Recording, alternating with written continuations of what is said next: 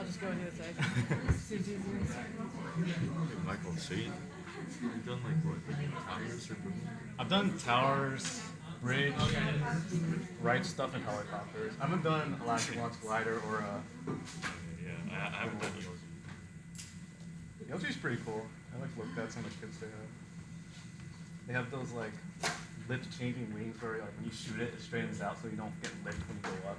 And then the wings like go down a little bit, you get more lift and they circle and don't like drop instantly. It's pretty cool.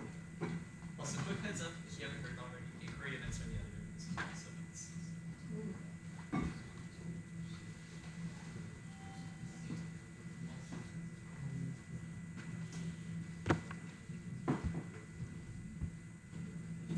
Alright, I'll wait 2 minutes before we get started.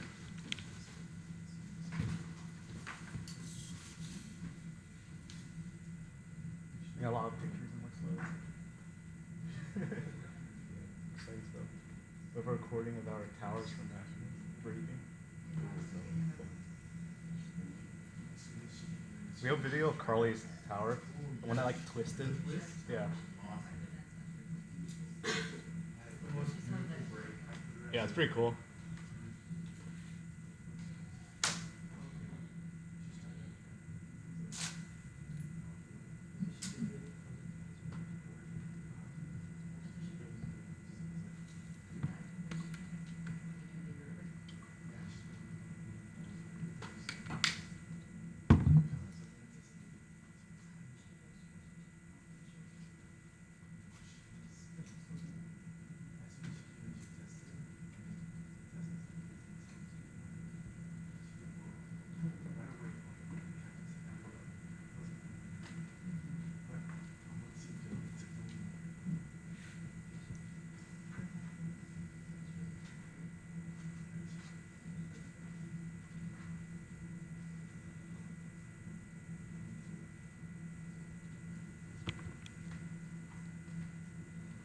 Alright guys, so before we get started, I'll do some quick introduction of basically who I am. So my name is Michael, I'm the engineering coordinator at ATEC Scioli.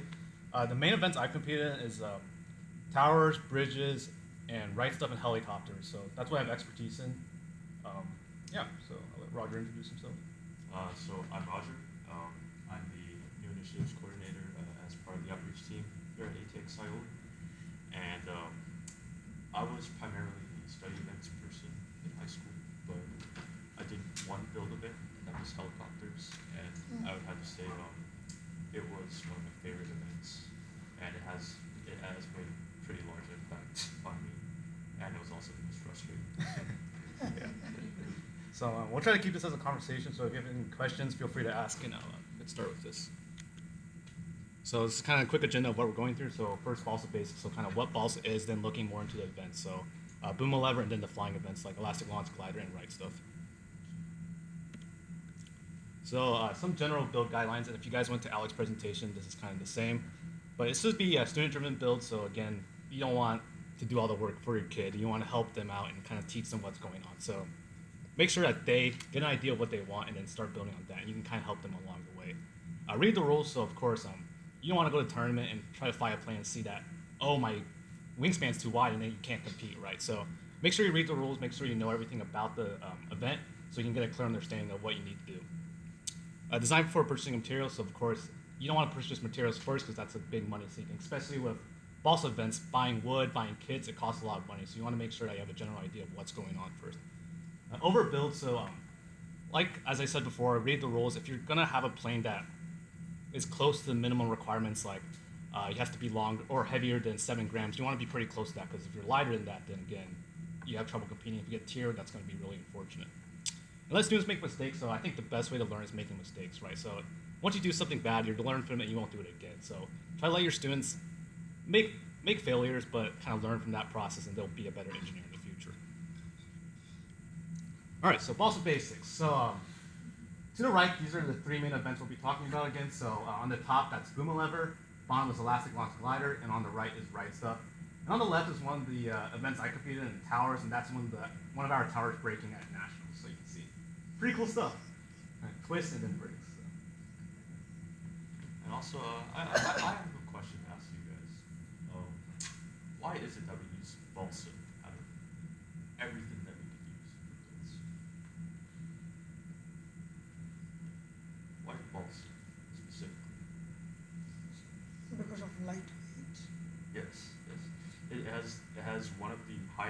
strength to weight ratios of pretty much anything. Like, it's even compared to like our most like advanced plastics, man-made materials, it is stronger and lighter than most of those.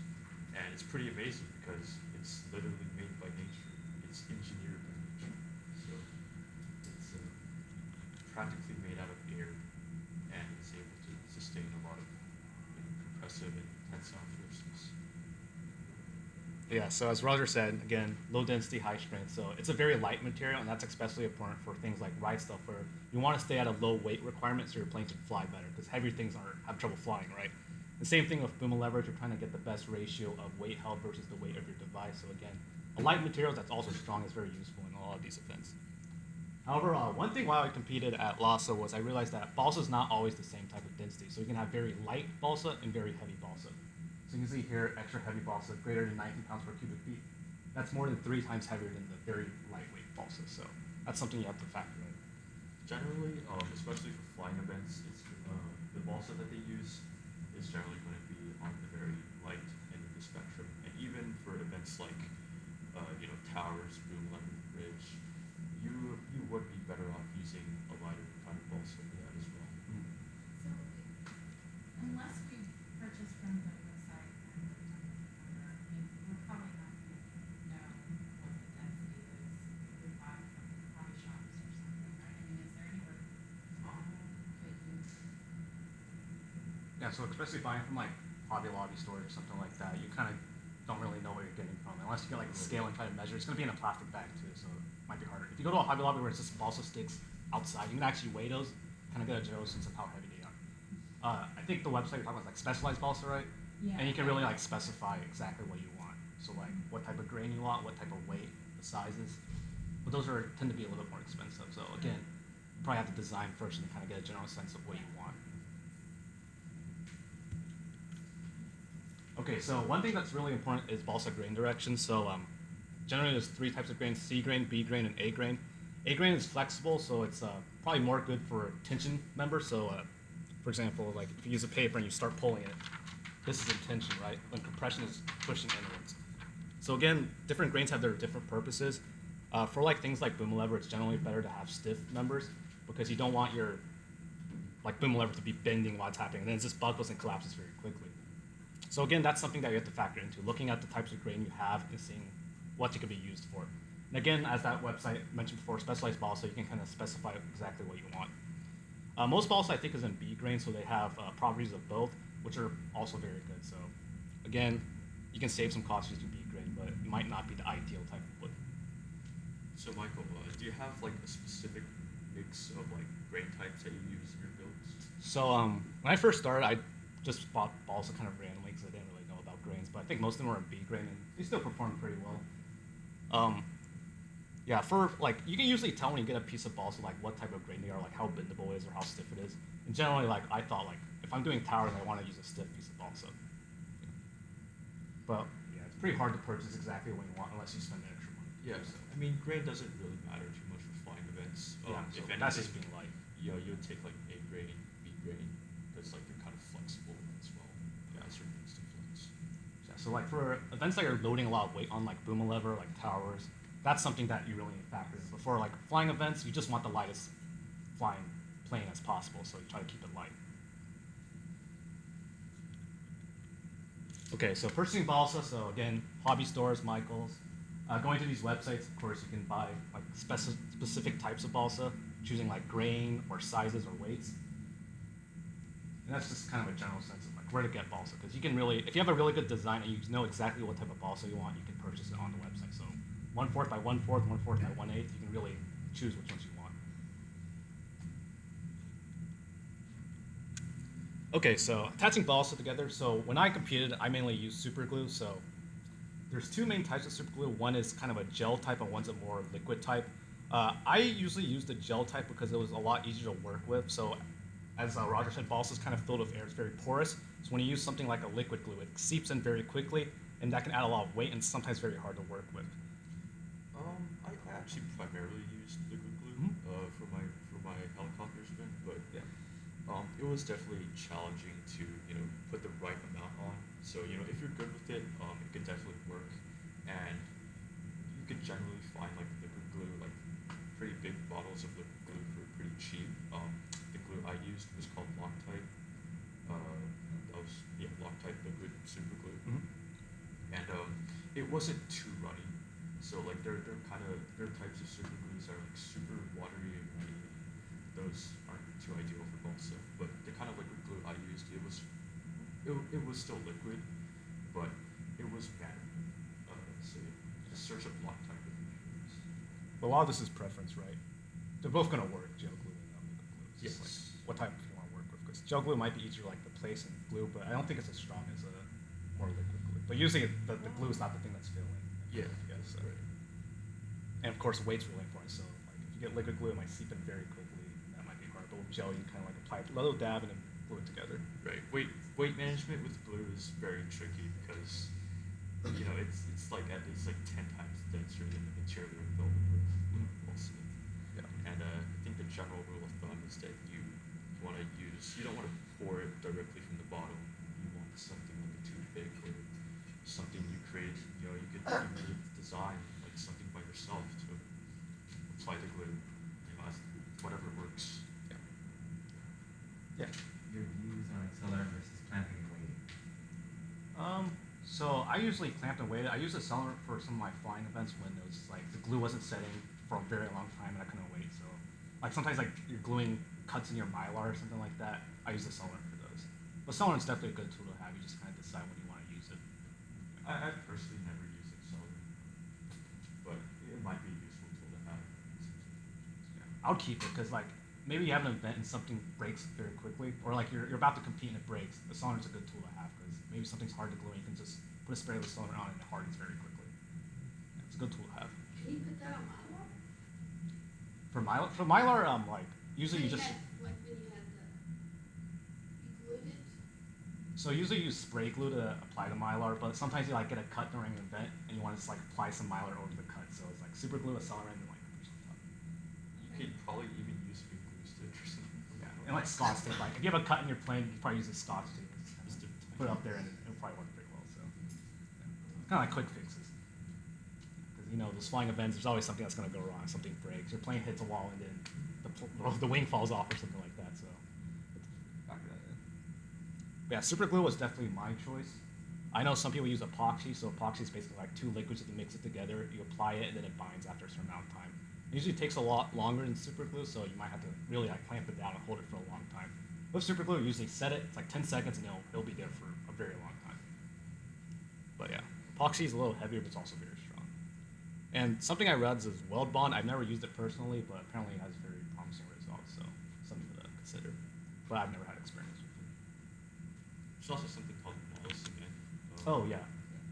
That's kind of like just a longer setting time. So I guess you could like tweak the pieces a bit. Is But that like model airplane glue? I think so. yeah. What's used for that? Sometimes it's used for those. But you have trade-offs. Like super glue, it sets very quickly, so if you make a mistake, it's going to be there permanently. But with like epoxy, you can kind of move it around. With glues that take longer to set, you can make adjustments while it's happening, clamp it down, and you'll have it precise. But like super glue, once you press it down, it's going to be stuck here. And useful tools for balsa events. So of course, like X-Acto knives to cut pieces of balsa, adhesive, so super glue, wood glue, things we talked about before.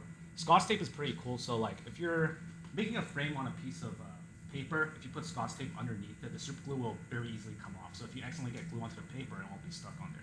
It's just like a useful tool to have when you're building devices. Graph paper, so again, like maybe you're making the frames of a bridge, you can put it on a piece of paper, line up your balsa piece on top, and kind of make the frame on there. So just have a kind of a general guideline of how to build your device.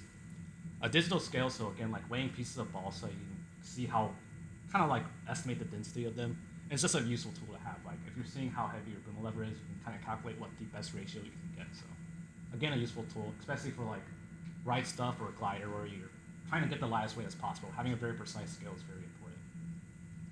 Rigs for events, so like when you try to attach like the sides of a boom lever or something, you kind of want to like line it up to something. So if you can create a rig for that where you have two perfectly straight up pieces and you can line up the frames and then put the cross members to each other, that's like something useful to have. So just think about like if you're designing a boom lever, how you're going to actually build it. Because you can have a design, but building is a very big factor. Because if it's tilted a little bit, then it's going to break very fast.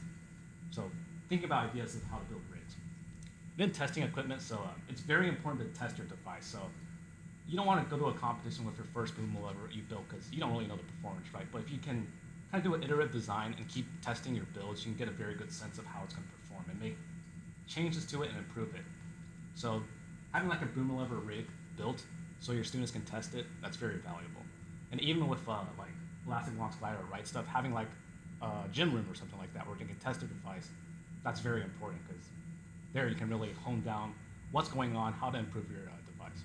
Also for right stuff, there's like a couple pieces of additional equipment you might want to use. One of which is a torque meter, and that basically measures how much torque that is stored in your rubber band when you're winding it, for example. So you could definitely use that to keep track of your statistics for each one. Yeah. Also, a pretty useful general tool would be like a cutting board, a nice portable cutting board that you could literally go on Amazon and buy. Yeah, One. exactly. They last forever and they're just really nice to cut on. Like they're super flat. And, just it kind of reduces the amount of mistakes you make when you're cutting as well, which is nice. Mm-hmm. Any questions so far? All right. So transportation. So Balsa is one of those most scary events to transport because everything's so fragile. If you push down a little bit on it, it's gonna break, right? So what I've used is kind of plastic boxes with bubble wrap inside. And usually, if you have balsa pieces hitting each other, they don't break. But it's really like pressing down on them or getting stuck on something and pulling it that breaks the device. So I've used gun cases, so like the ones with foam where you can kind of take out pieces and put pieces in, or even just like plastic boxes work pretty well because you can't really compress a box, but as long as you put like bubble wrap inside, you can shake it and it won't break. Yeah, and of course, when you go to a tournament, bring materials for repairs. You should always kind of believe that something's going to break, right? Something's going to happen, your plane hits a wall, something gets snagged and pulls off the wing, you're going to need materials to repair. So like super glue, bring Scotch tape, bring Mylar or something like that, having stuff to repair your equipment. Yes. There's a set time for the event, right? Mhm. 6 minutes or something. Yeah. So if something happens during, they have to fix it within that time period, I assume, right? So like I know for right stuff, right, something might break, but if you have like the materials like glue and stuff, you can try to make a very quick fix and then test your device again. And I competed with Alec, and that's happened to us before. Where as long as we have the materials, we can try to make the fixes as quickly as possible. As they're checking in. Some But proctors. you can't like run out Yeah. and grab something. And you can't even go, if your coach is holding your repair kit, you can't use that repair kit. And at some tournaments, the proctors are more lenient about it, but some proctors read the rules as saying the student has to have that on their person as they walk in. So make sure, what? Are they impounded? No, they're not impounded, but, like, as soon as check-in starts, you're not supposed to have any contact with anybody outside of the proctor. And so some coaches, some people, like, some proctors see that as meaning you can't get any materials. Yeah. So I would probably just talk to the proctor, be like, hey, can I bring these materials just in case something happens? And just try and make it clear because they'll probably let you do it. So they have like a small little like, I guess like a travel kit with all their little. They can, if they have it with them, they can walk along with their, right stuff. Okay. But just everything that you bring in, show to the proctor. Yeah. Like, hey, I've got this for this. That's a good thing for all of us, though. Yeah. For your kid, show it to the proctor. Thank you. Bad things are going to happen, and if you have that, you can at least kind of salvage the event. All right, so I'll go more into boom lever now. So just kind of a general idea what boom lever is. So you have this structure that's attached to a wall, and basically you're trying to load a weight away from the wall. So in our case, I think it's 40 to 45 centimeters away from the wall. And you're just trying to get the best ratio between your weight held versus the weight of your boom lever. And these are kind of general rules. So again, this is from the Science Olympiad rules, and you can find this in that document. But just a general sense of what's going on. So again, best ratio of weight held versus the mass of your boom lever. So you can see in this example, they held about 12 kilograms. Their boom lever is 10 grams, so they got scored about 1,200.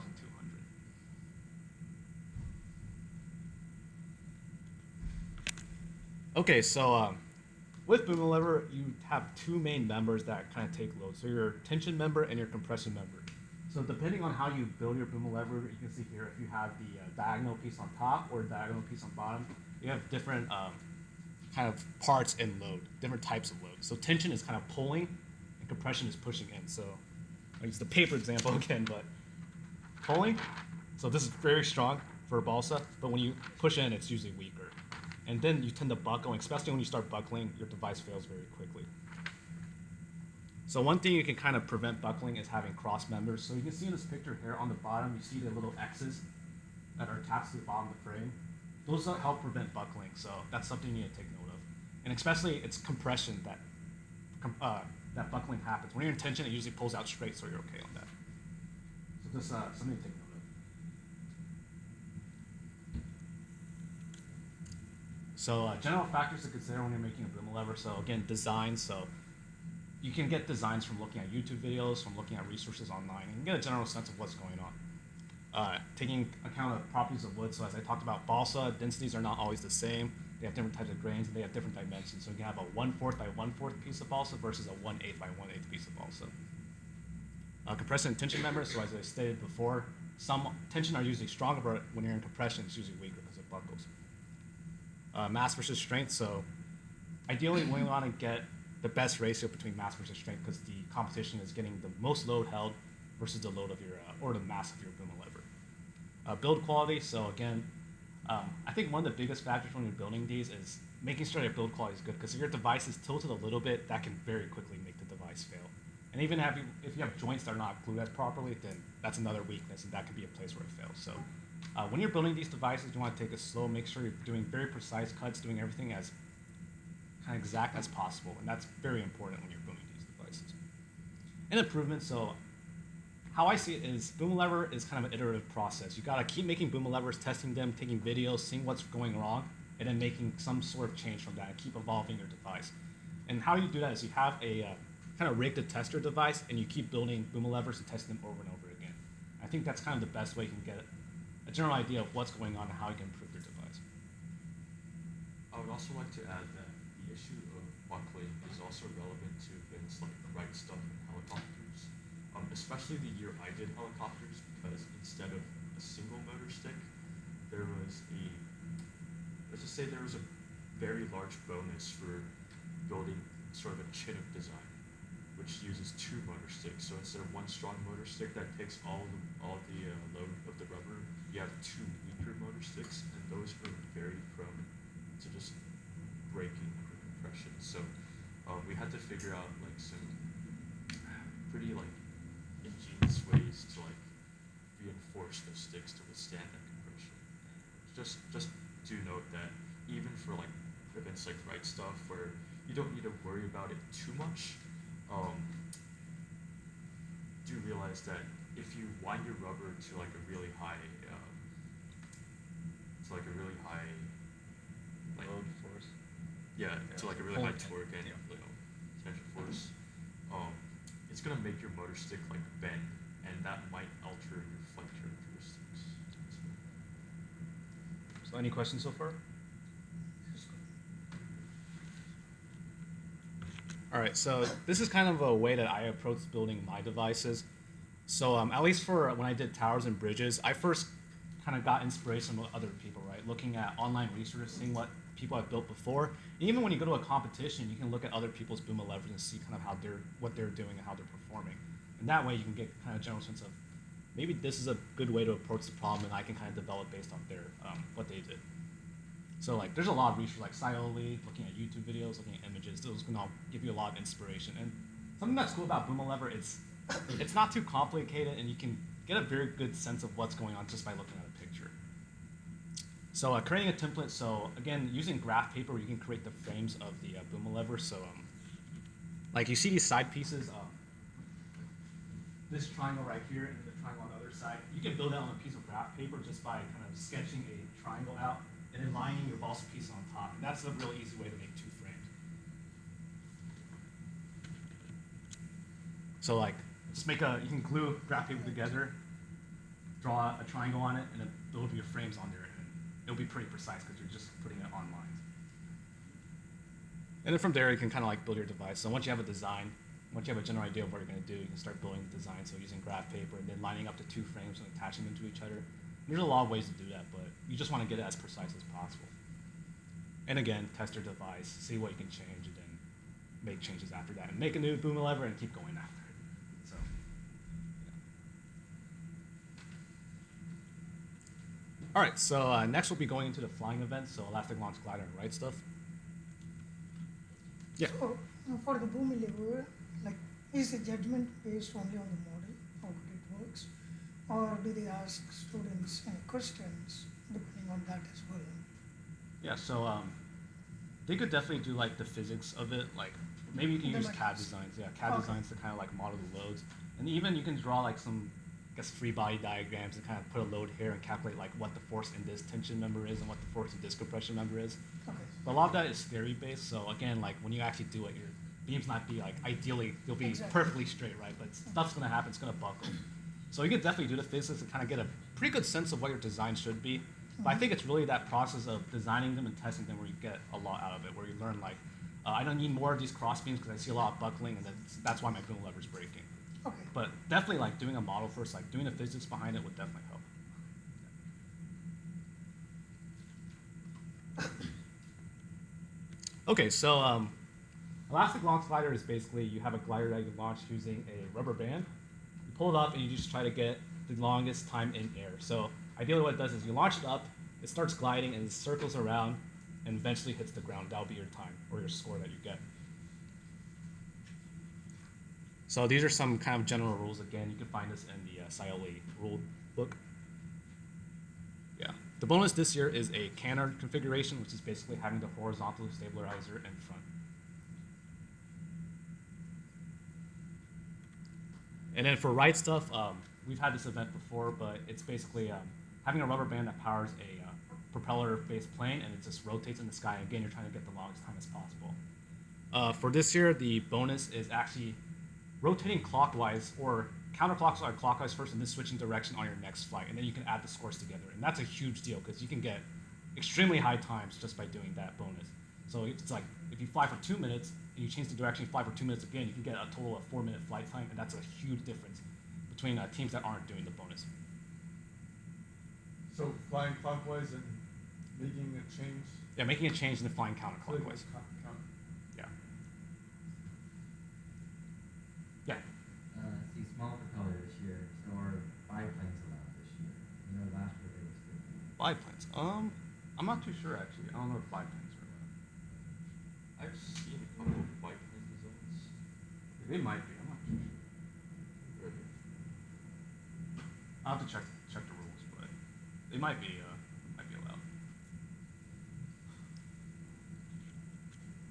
Okay, so with right stuff and elastic launch glider, one of the best resources you can get is kits. So if you guys have been to terms, you probably see that a lot of people's planes look the exact same. That's because they all buy it from Freedom Flight Kits. Oh, Yeah. So those kits are definitely very valuable, and you can see that teams definitely do perform better than others, even if they have the same kit. And that's really due to the fact that that kit comes with a huge rule document that really includes a lot of details of how to build the plane, how to test the plane, and kind of the physics behind it. So there's a lot of resources there that can really kind of change how teams perform, because some people might not read the rules very carefully, and their plane might not perform as well just because of that. But it has a lot of resources on how to test, how to change different parameters, and what's the best way to get the best flight time. But I would definitely recommend getting one of the kits. It's very valuable. It's a good learning experience. It teaches you the physics, kind of how to build a plane, and then you can make adjustments to the kit as well. But And they're about $60. yeah, I think so. I looked at the prices, I think, a couple days ago. I think, at least for ride stuff, it's 68. 68. Yeah. And it comes with 2 planes on the ride stuff kit, and then It's better than 4 gliders. It's better than Yeah. Ward? Yeah, it's so like this is 200. the only like good kit out there. Not So for- until like someone else gives like Freedom Flight models some competition, this is the only one. Yeah, but these kits are very valuable. I would Yeah. recommend every team get one. And there's also a lot of ways to customize your design even with the kit. Just know that for every step in the build process, you could do kind of a lot of different things, and you know, once you make those little decisions, like they kind of pile on top of each other. They're cumulative, and once you're finished building the plane, you could have something that performs completely differently from another team that uses the same kit. So just be aware of that. My number one advice for any team really, especially new teams, is you could just start out by buying one of those kits, especially if you don't have like a super high budget or anything. Just buy one of those kits and have your students read the entire instructions from like start to finish twice at least before they start building. And when they start building, have them follow like everything Word to like, word. yeah, word for word. And once you do that, you'll realize that, hey, you've actually done a pretty good starting point, and you would already be above many of the other teams that didn't really care for the instructions or didn't really follow it that well. How difficult is it to repair if they're building one of these for the first time and crash and break it? Is it something that Right. It also it depends on how badly it breaks, and it depends on where it breaks. I think it's usually fixable, I would say. Yeah. It's like balsa pieces, if they break, you can glue them back together. If mylar breaks, you can kind of take off all the mylar and then re-glue it again. The only real issue is that every time you repair it, you add weight in terms of glue. So The other thing is, what's your source to purchase those rubber bands? Because I know that we were trying to buy them from Hobby Lobby. Hobby Lobby is so expensive. You can buy it from Freedom Flight Oh, you as well. can? yeah, Okay, they're cool. I mean they're also like kind of pricey, but Yeah. Dave has Dave Ziegler, the guy who runs this site. He provides like services to like custom cut your rubber. Yeah. So Okay. yeah. Yeah, So, so okay, Thank you. now I feel really stupid. So it's just like a regular big rubber band? Oh, it has like it's very like Okay. it has some very like extreme properties. Like it's not just like your regular Okay. office rubber band. It's meant for performance really.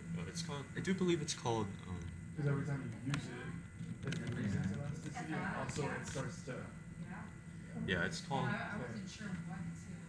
this is the rubber they use, and it stretches out a lot and has really high endurance. So eventually it's gonna break, but you can have multiple flights with the same rubber. mhm.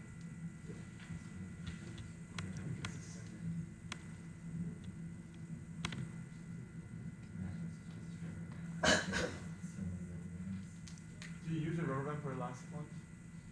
Well, yeah, you also use it, but it's for a different purpose. Yeah. You just launch it up and let the plane glide with itself. And I think the act of launching is very much an art in itself. There's no like clear cut like science to it. It's just a lot of practice. Yeah, and that's where like testing comes in. Yeah. Do you know the approximate turnaround time would be for like ordering this? No, the tournament in a month. I'm not too sure. You could probably email Dave about it. Right. I'm But not it too sure. definitely depends. On the website, it said like October was when you sent them out or something. Like the beginning of October or something like that. I think that's what I looked into it.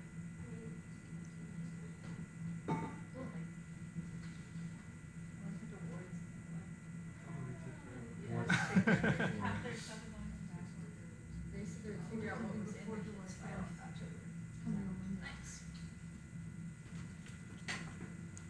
All right, so with elastic launch glider and right stuff, there's a lot of parameters you need to take into account. So this is kind of a quick list of what I have. So room dimensions. So depending on the room, you might need to change your orbit. If the room has different heights, you can't have your plane fly as high, right? And then even if there's like obstructions in the ceiling, like this projector, if you're trying to fly in this room, then you got to make sure you avoid that. Rubber size. So yeah, I'll just go through this real fast, but I have slides on them as well. So rubber size, weight of plane, angle of attack, number of winds, build quality, and plane orbit. So room dimensions. So you guys are going to the Invitational this October. We're going to have 2 basketball courts, so they should be pretty high rooms. But kind of just depending on what room you get, it's always going to be different. You might have rooms that are much smaller, much worse for flying than others. And that's something you need to be able to adjust your plane for. So like changing the type of rubber you're using, you might want to use a thicker rubber and put less winds in it, or a thinner rubber and put less winds in it so it doesn't hit the ceiling every single time you test it. And you might need to change the kind of orbit of your plane. So if your plane makes very big orbits, it might not fit in this room, right? So you need to be able to make adjustments like that. And especially for this year's right stuff, since we're trying to change direction, I think you should be able to make adjustments to your orbit very easily if you're going for the bonus. So rubber size. So rubber size is a very big factor when you're testing right stuff. So depending on what type of rubber you use, you can get very different performance. So like with a thicker rubber, you can get much higher torque in the beginning, so you climb very fast, but you can't put as many winds into it. So you might be able to get 800 rides in a very thick rubber versus like 1,800 winds in a very thin rubber. And that's just depending on, again, like room location and what you're trying to get out of it. So kind of the way I did it was when I tested my device, I wanted to have my plane run out of winds right when it hit the ground. So that kind of gives me a good indication that, hey, this rubber's probably performing pretty well because I'm running out of winds right when it hits, so I'm not having extra winds when I land, or running out of winds when I'm still in the air. For helicopters, they tend to use kind of slightly thicker rubber than right stuff, and that's mainly due to the amount of like force required, like torque required to put on the rotors just to keep it like up. And also, one small thing I would like to note about winding the same rubber band over and over again is that if you wind a rubber band once with like say like 50 winds, make a flight, and then you wind it again using the same rubber band with 50 winds, it's probably going to perform differently. And that's mainly because the rubber probably stretched a little when it was performing its first flight. So generally you might want to put in slightly more winds to get like the same amount of like initial launch torque. And there's another thing, I don't know if I put like Armor All. So there's a lubricant you could put on your rubber bands. It's called Armor All. It's ARMOR and then -all. And that's kind of like, I think you use it for cars, but when you apply that to the rubber, you can really lubricate it and it performs a lot better. It gets a lot more winds. So that might be something you want to look into. And I think when you get the kit, he also recommends this. So again, this is like, a lot of this information is going to be in the kit when you look at it. And there's also, I do believe this is in the kit as well, but there's a specific technique that students should use when winding the rubber, and that is to stretch it out. Like first, so once you like put the rubber onto the hook, and then you attach the other end to end, and then you attach the other end to your winder. You want to stretch out the rubber to at least 5 times its original length, if not more. And then when you wind, say when you get to like 50% of the maximum number of winds your rubber can hold, you want to slowly start moving in just to pack those winds in more effectively. I say for a general guideline for how many winds you can have in your rubber, I'd say above 800 winds. I know planes that can get a lot more in that, especially if you use thinner rubber, you can get to like above 1,500. Yeah, but usually like if you're only putting like 100 winds in your plane, it's not gonna fly for very long. And for those freedom flight clips, you would expect them to have a lot more winds. So just something to take note of. There's like different types of winders. Like there's there's like a 10:1 ratio, and Yeah. 15:1 ratio. Yeah, so it's like counting it like 10 winds equals 100, and then you can kind of base it off that. Right. And again, like when you're testing your device, you want to take note of how many winds you're putting every single time, because you might be able to increase it a little bit more, make it a little less, and then your plane will change its performance. So again, like with all these events, testing is very important. Like making sure you record everything you're doing so you can best have your plane perform consistently. So weight of plane, especially for these flying events, you want your weight of plane to be as low as possible, so as close as the minimum requirement as possible. So one thing I would say that when you do build your elastic launch glider or your ride stuff, you try to aim for the lowest weight as possible, even if it's below the requirements. That way, if you do need to add weight, you can just add a piece of like clay or a Play-Doh or something like that, add it to the center of gravity of your plane, and it won't change anything. You'll just add your weight to meet the requirements. So as light as possible, and you'll get a lot better performance than if your plane was above like 1 more gram. And that's a big deal. So for when you're building a device, I would just aim to keep it as light as possible, because you can always add weight, but you can't really subtract weight unless you like try sand stuff, and that's pretty hard. It's also especially important for helicopters. Quite an interesting statistic that I noted when I was doing that event was 0.1 of a gram will probably make a difference of at least 5 seconds of flight time. All other factors considered. So it's a big deal to try to keep the weight as low as possible. And even when you're like using the kits, they might have inconsistent balsa densities as well. And I've seen that before where one piece is a lot heavier than the other, and that's kind of something you have to factor in. You might be able to replace the balsa piece with some of your own, but you want to just try to keep that weight as light as possible. So angle of attack. So basically kind of how these airfoils work is that on the bottom you have higher pressure, on the top you have lower pressure, and that generates lift because you want to travel to a lower pressure region. So with these, especially for ride stuff, usually they have adjustable wings where you can change your angle of attack. So basically you have a piece of balsa where it can move through a straw, and you can basically increase the height or the angle and decrease the angle as well. So again, when you're testing in a room, that's going to change, right? Because if you have a room that's very high, you might be able to get a higher angle of attack, but if you have a room that's very low, you might have to do a little bit lower. That's something that's pretty valuable if you can adjust your wings, because again, you can change the lift and you can change the parameter of your plane. And for those Freedom flight kits, they almost always have adjustable wings, so just something that's very important.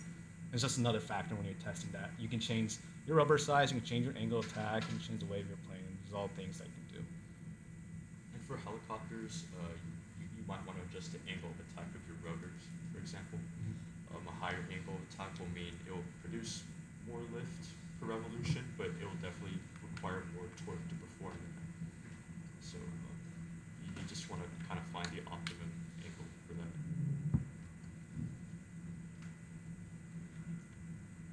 Okay, so again, number of lines. So yeah, above 800, again, that's the rubber, the FAI Tan Super Sport. And an Armor All is a rubber spray that you can use to lubricate your rubbers as well. And I think they usually come with talc powder on them, and one of the things that the lubricant does is removes that. And again, you'll get more winds, you'll be able to fly for longer. It's just a useful tool to have. And then for the winder, that's a blue one, which is a 15-to-1. I think the white ones are 10-to-1. This one? Yeah. Yeah. Again, like, know what the ratio of your winds are, so you can kind of count how many you're doing. Because if you have different types of winders, some stuff's going to be different. I've actually never used electric winders. I usually just count it in my head when I competed.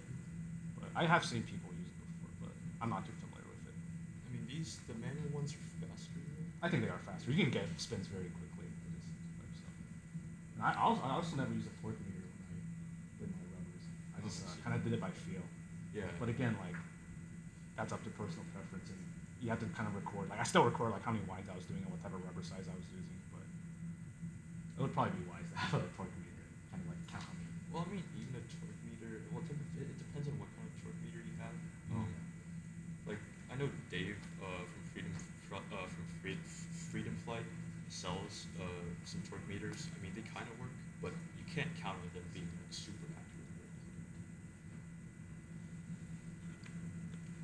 Okay, so build quality. So one of the scariest things about ride stuff is breaking the device, and I've had countless times where it gets like stuck on carpet. I pull it off and just rips off the wing, or hits something in the ceiling and it breaks again, or like flies into a vent. I went to Cornell and my plane flew into a vent and I never got it back. So there's some things that can happen, but having backups and then making sure that your device is built well can really prevent those from breaking. Because I've seen a lot of planes where they don't glue the propeller in the front very well, and then when they put the winds in, it just snaps in half because the propeller comes off, right? So making sure that those points are built really well and making sure that your glue joints are good, don't make mistakes while you're making it. So just like have high build quality. Especially the part that bolts like the hook, for example, you might want to reinforce that part. So any place that's like taking load, you but want to obviously you need to consider the weight distribution as well. So it's kind of a trade-off, but I feel like having a strong device is a lot better than having a device that breaks every time you fly it, because that's just more frustration and it gets worse over time. Yeah. And this also goes with transportation. Generally, if you package your builds well, they shouldn't break. But if you package your builds poorly, there's a high chance that they'll break when you're say if you're going like to an out-of-state tournament and then TSA messes it up or something. It has happened to me, and don't do what I did. I put my helicopter in like these really flimsy cardboard frito-lay That was very stupid. Yeah. So yeah. So yeah, just try to make your device well and avoid breaking, because breaking's the worst thing that can happen at competition. If you can't fly your device, then it's just unfortunate. All right, plane orbits. So one of the most important things when you're competing in these events is making sure your plane orbits within the rim's dimensions. Because if your plane orbit's too wide, you're just going to keep hitting a wall, and again, that's kind of a waste of energy, and you're more likely to have a crash on your plane. So I think there's three main ways of doing it. So rudder. So on the back of a plane, you have this rudder. I think like if you look at a jet, at the very back of the tail, there's this giant rubber. You have a plane like this. So if you change the angle of that, you can help turn your plane. So I guess like for right stuff, one of the ways that you can change the direction is having a rudder that you can flip to the left and flips to the right. For events, for right stuff that I competed like my junior year of high school, how they tilted the plane is having a different angled horizontal stabilizer. So you can see here, the kind of U shape is the main wing, and the horizontal stabilizer is the bottom piece. And when you tilt it like this a little bit, the entire plane tilts over, and then it begins rotating in orbit. So if you change the angle of that to be steeper, it'll orbit faster. So that's another way to do it. So if you're thinking about trying to get the bonus for this year, if you can make an adjustable horizontal stabilizer, that's one way you can change the direction your plane's orbiting. So if you go this way versus this way, you can get the bonus. And then wing tilt, I wouldn't recommend wing tilt because I think it's very difficult to do. But you can literally align your wings like this way, and then it'll rotate as well. But there's a lot of different ways to do it. And I'm sure with the Freedom Flight kids, they'll kind of have a general idea of how to like switch directions, and they'll include Can you it. explain that again one more time? The horizontal stabilizer. Yeah, so basically, if you try to line up if you imagine that's a plane and you try to line up the horizontal stabilizer to be parallel with the ground, it'll kind of rotate the entire plane over, right? And that way it'll start kind of rotating. It's like angled this way, and it'll start rotating like that. Right. Yeah.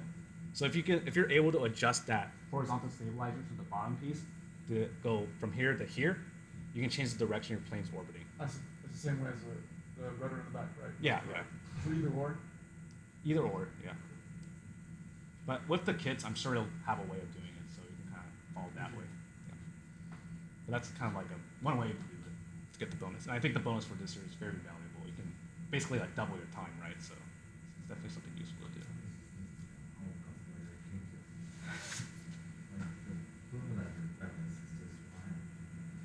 What is the boom level? If you hold everything, if you hold all the way, you get 3,000. Oh, okay. It's like an extra 500 points. So that's what it's now. Oh, okay. Ridiculous. Yeah. This year's bonuses are pretty big, especially the right stuff one. That's like super surprising to me because the double score is a big deal. Something gravity to it's ridiculous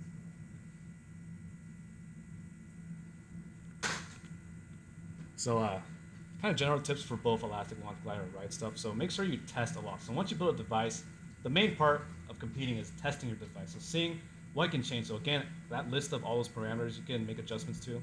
You need to test all of those, like changing your rubber size, changing your plane's orbit, how many winds you put in. Those are all big deals when you're testing your device. So again, the parameters, rubber, winds, device, orbit, and rooms. And then record what's well. So you want to make sure you keep some type of document to make sure that you know whatever you change, what happens. So like if you're doing 100 less winds, what's the time that you get out of it? If you're increasing your angle of attack, how many seconds it flies in the air? So make sure you record that. So a good idea would be to like create a spreadsheet that records all of your past flights and also organizes them by like what kind of like iteration of your design that you have. And you might also want to keep like a change log for your designs. You know, say like you know, for even for like boom lever or something, you might say like you move like those two members, or you like adjusted, you replace these members with like, you know, a thicker piece or something. It's all very useful to keep track of those. Yeah. Cool. So again, Balsa, a lot of trial and error. Got to be able to make device and replicate what you did, and make improvements based off that, and then utilize your resources. So other competitors may have devices that you can gain inspiration from. Online resources like YouTube videos, Google, and then kits like the Freedom Flight kits are very useful. So that's all from us. If you guys have any questions, yeah. So talking about the statistics aspect, like the iterations and like looking at that.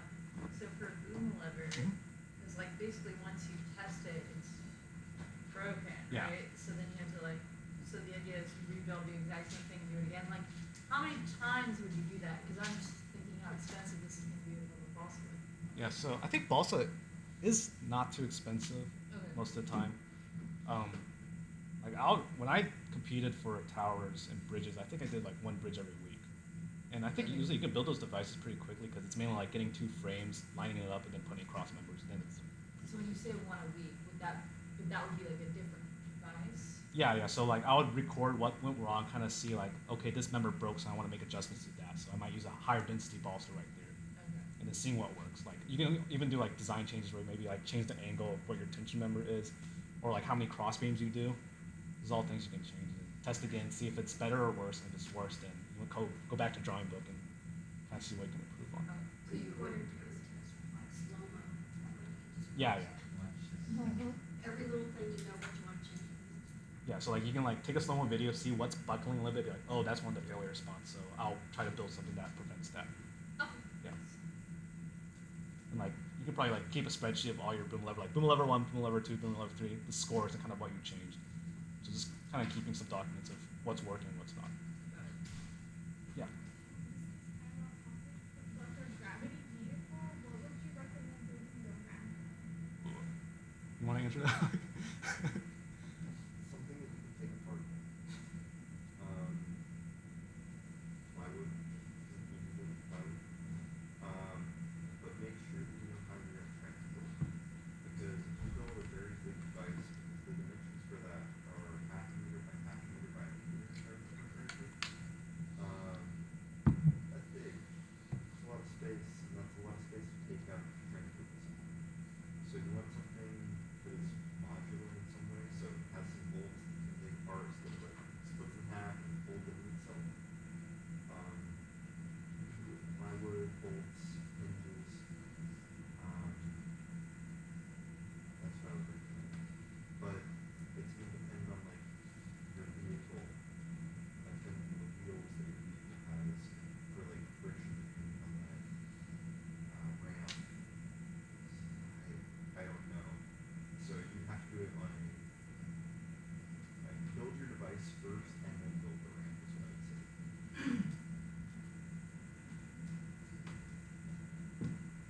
Also, I forgot to mention one small thing about flying events, particularly Right Stuff and ELG. Um, students don't really need to know like a whole lot about like aerodynamics or anything. But if there's one thing they need to know, it's just the it's the property, the important characteristic of aerodynamic stability, especially for gliders. What aerodynamic stability is that if you have a plane that's aerodynamically stable, if you like sort of push it a bit when it's flight, or like some external force pushes it around a bit, it's self-correcting, so it'll stay on course. If you have a plane that's aerodynamically unstable, any kind of like even like a small wobble might get amplified, for example, or your plane might like end up just falling out in the sky.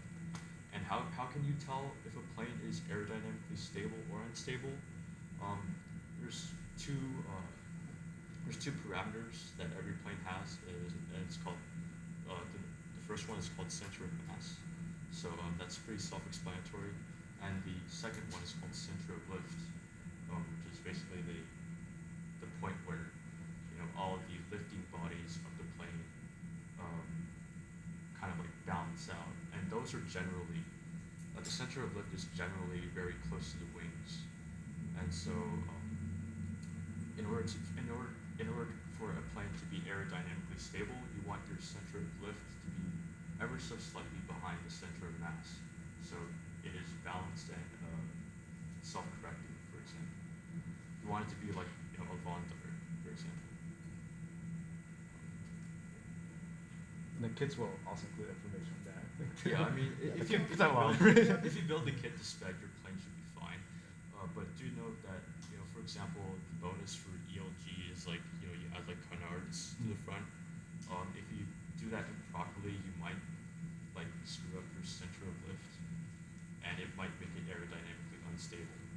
Or for example, you could add weight to the back of your plane, and that will that will shift the center of mass backwards, and so you might need to add like a counterweight to the front of your plane.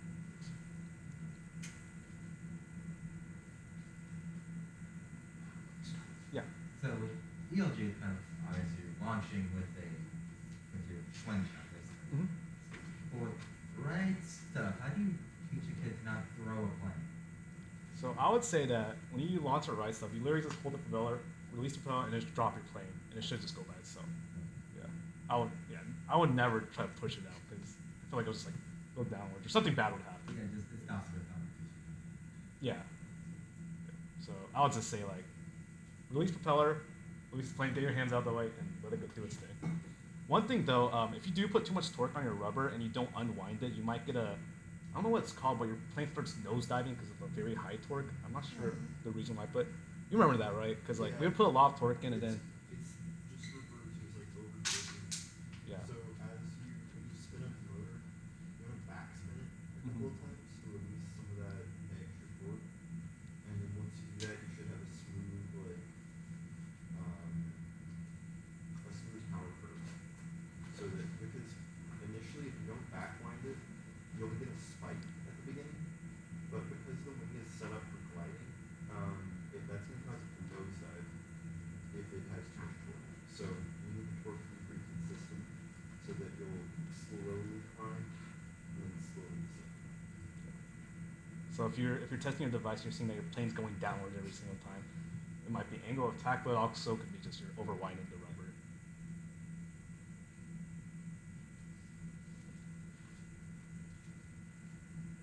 Any other questions?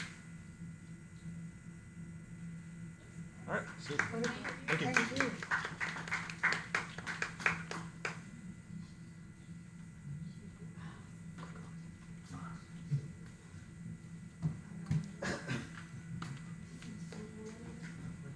He was kind of launch his plane every time he just wind up.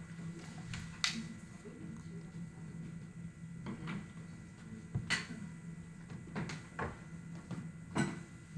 Thank you. No problem. Very informative. Thank you.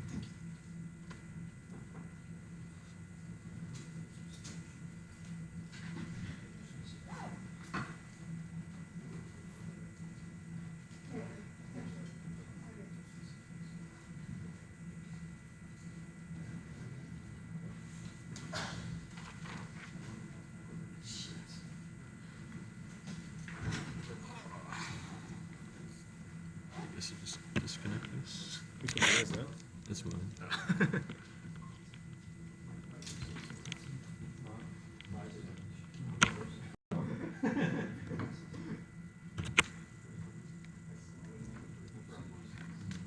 I'm feeling too good, yeah.